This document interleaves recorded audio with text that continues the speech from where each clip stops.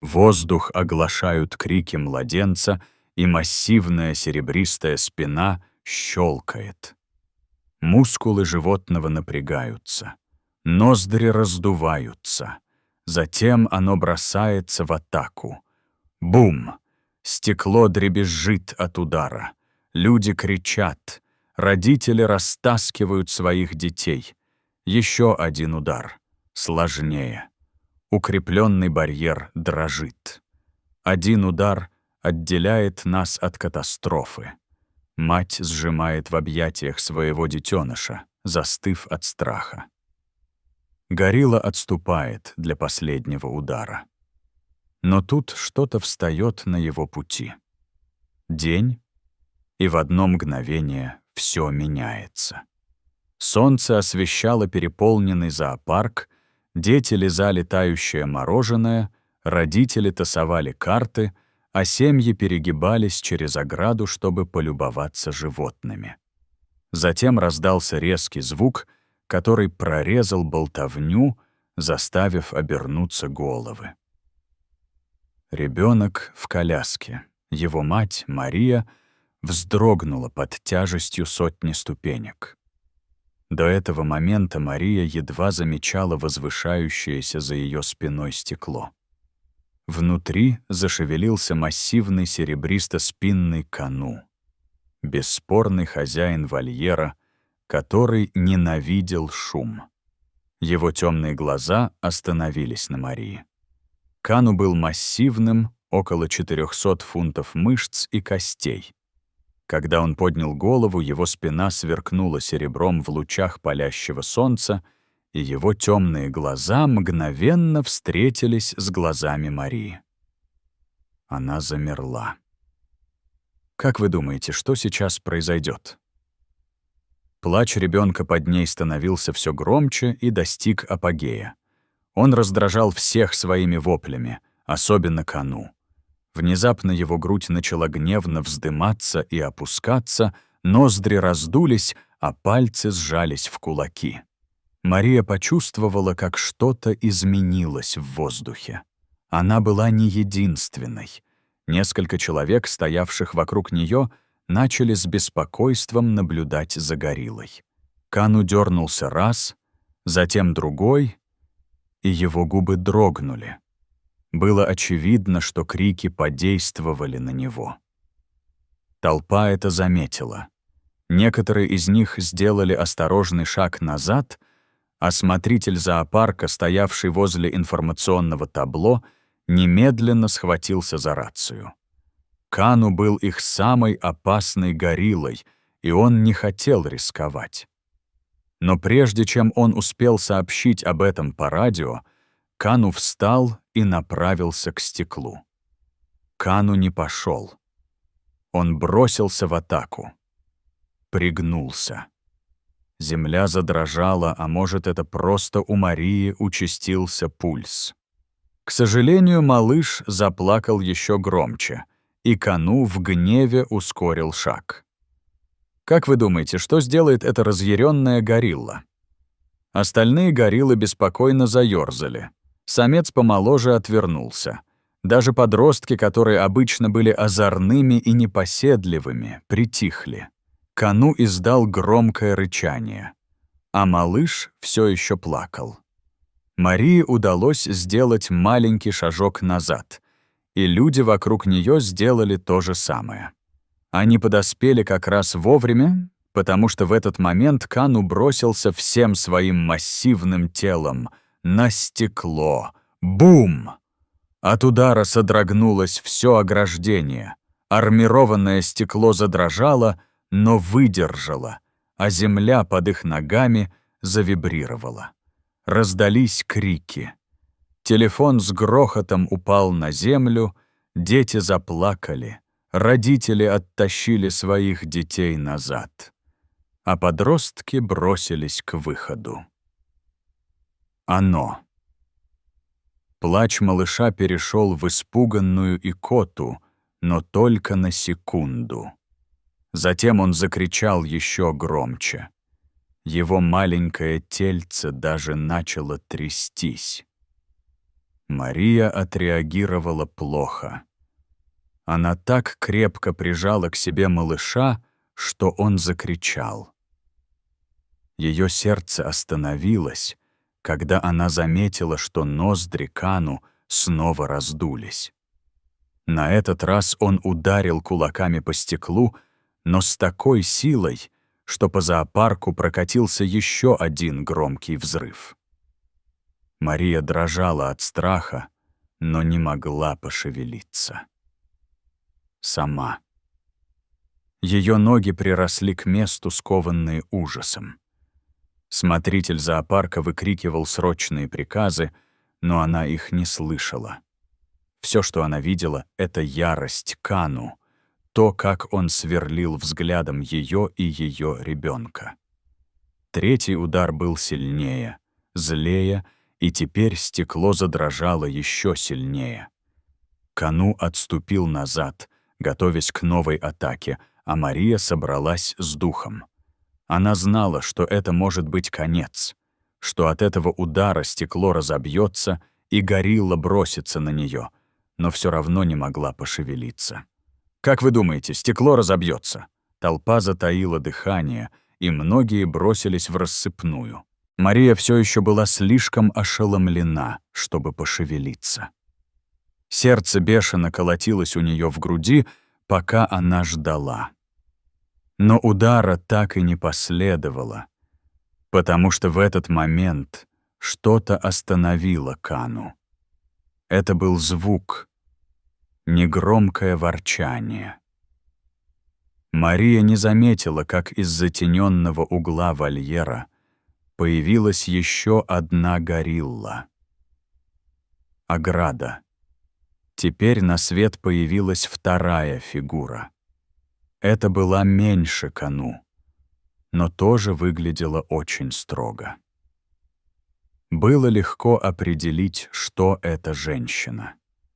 Она встала между Кану и стеклом и оказалась прямо у него на пути. Она не рычала. Она даже не бросила вызов Кану. Она не ворчала, не кричала и не била себя в грудь. Она просто стояла там. Затем она повернулась, чтобы выглянуть за ограду, и ее темные глаза устремились вдаль. Мария к ребенку, все еще плачущему у нее на руках. Кану пыхтел и отдувался. Его массивная грудь агрессивно вздымалась и опускалась. Костяшки его пальцев впились в грязь. Он был сдержанным зверем, которому очень хотелось выразить свой гнев. И все же он не мог напасть только по одной причине. Перед ним была горилла. Ее звали Ния. Ния не дрогнула. Она была твердой, молчаливой, непоколебимой. Она всегда была другой.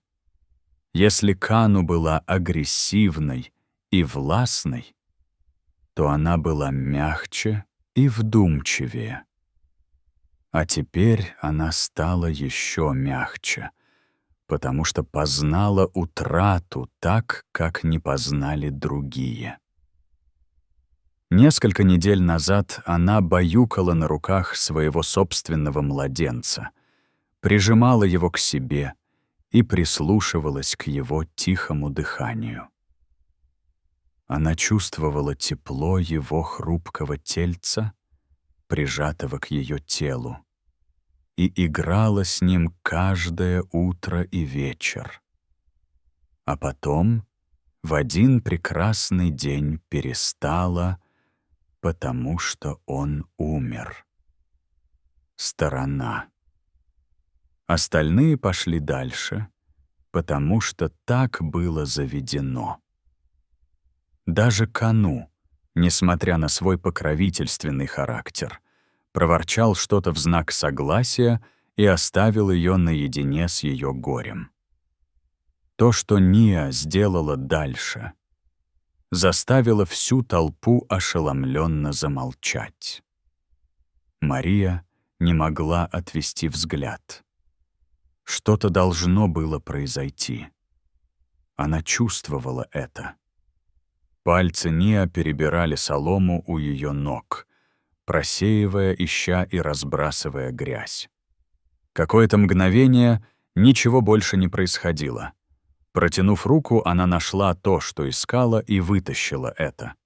Небольшая толпа ахнула. В руках гориллы была маленькая потрёпанная игрушка. Когда-то она была яркой, но выцвела, обтрепалась по краям и стерлась от времени. Это было последнее, что осталось у нее от ребенка. Кану резко выдохнул, когда его темные глаза увидели игрушку, но Ния не смотрела на него. Их.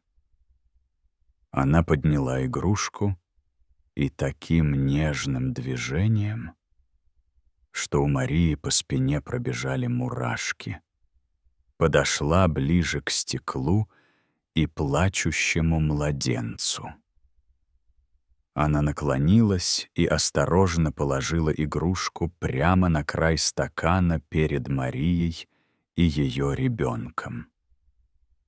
Это казалось предложением мира, наведением мостика, но это привело к чему-то другому, к чему-то великому. Плач ребенка прекратился. Он не смягчился. Он просто прекратился. Слева.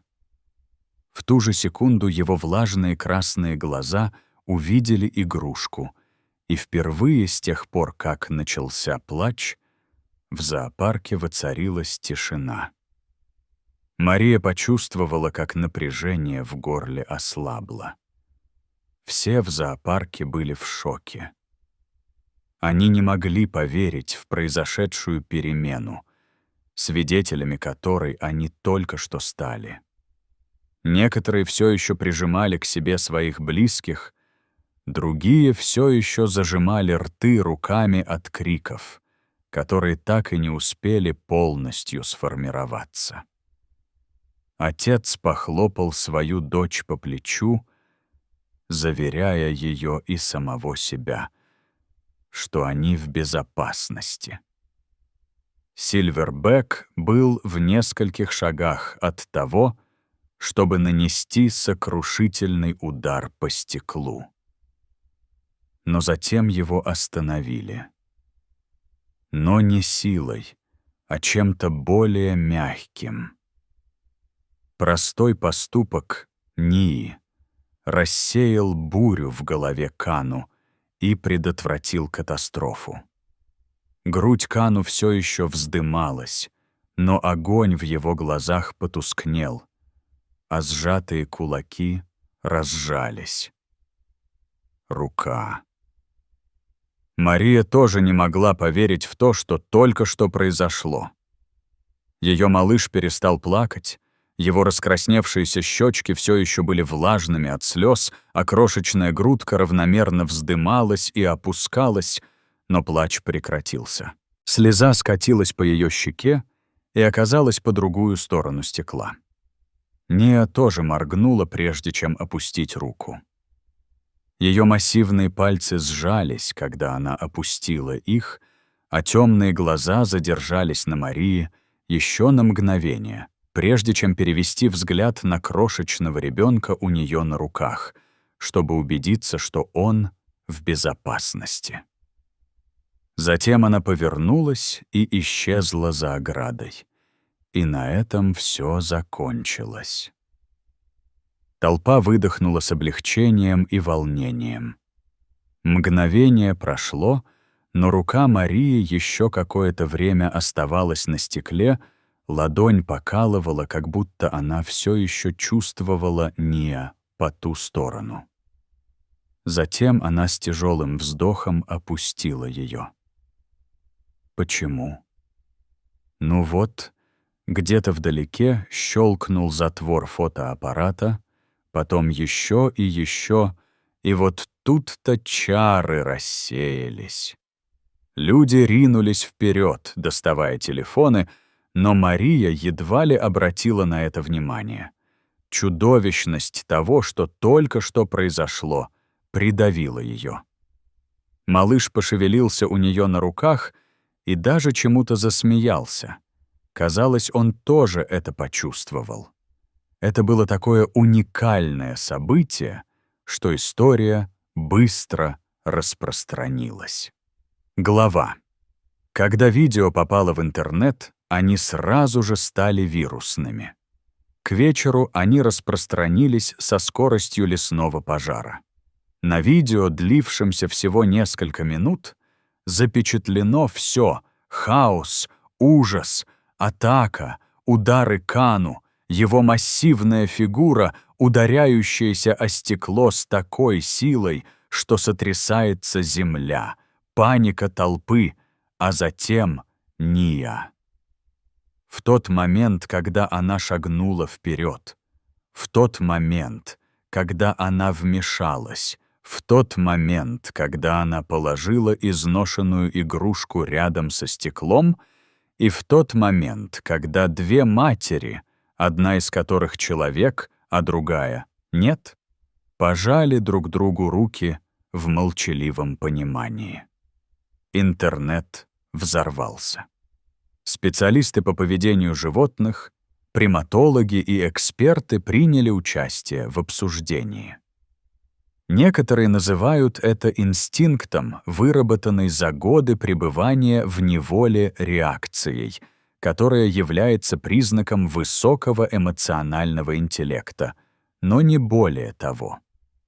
Другие называют это эмпатией.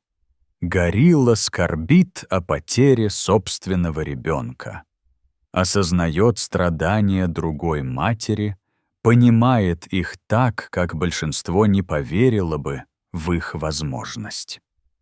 Дискуссия стала ожесточенной. В нее включились эксперты и неспециалисты, но для Марии дебатов не было. У Марии перехватило дыхание, и они удивленно уставились друг на друга. В этот момент прибыли работники зоопарка. Мария поговорила с владельцами зоопарка, и они согласились найти детеныша гориллы для Нии. Ее доброта породила доброту же к ней. Они договорились, что если Ния не захочет ребенка, они заберут его. Мария и все остальные наблюдали, как работники зоопарка приоткрыли небольшую часть стекла, держа в руках большую коробку. Когда они подняли коробку, крошечная горилла очень медленно выползла наружу. Глаза Ния округлились, и она тут же подбежала к ней. Она взяла малыша на руки и начала лизать и ласкать его. Щеки Марии покраснели от чрезмерной улыбки. Трудной. Она была так счастлива, что смогла изобразить улыбку и на лице Ния. Ния повернулась к Марии. Их взгляды встретились. Между ними промелькнуло понимание. Мария с трудом сглотнула и повернулась, чтобы уйти. Даже если никто больше в это не верил, даже если эксперты спорили об этом долгие годы, Мария знала, что Ния была очень умной и по-матерински заботливой женщиной. Она улыбнулась, смахивая навернувшиеся на глаза слезы. Она улыбнулась, потому что теперь поняла, что сила заключается не во власти, напоре, агрессии или страхе. Сила заключается в доброте и сопереживании, в понимании, связи и любви. И тяжесть этой связи оставалась с ней еще долго после того, как она покинула зоопарк. Еще долго после того, как солнце скрылось за деревьями и наступила ночь. Она знала, что некоторые моменты должны были запомниться ей навсегда. Неожиданный акт сострадания Ниа доказал одну вещь. Любовь и понимание превосходят все границы. Перед лицом ярости победило сочувствие. И в этот момент две матери, одна из которых была человеком, а другая — нет, разделили связь, которая не нуждалась в словах. Если эта история тронула вас, не забудьте подписаться, чтобы не пропустить еще больше таких невероятных моментов. И дайте мне знать в комментариях, как вы думаете, животные действительно понимают человеческие эмоции? Я бы хотел услышать ваши мысли. Спасибо за просмотр. Увидимся в следующем видео.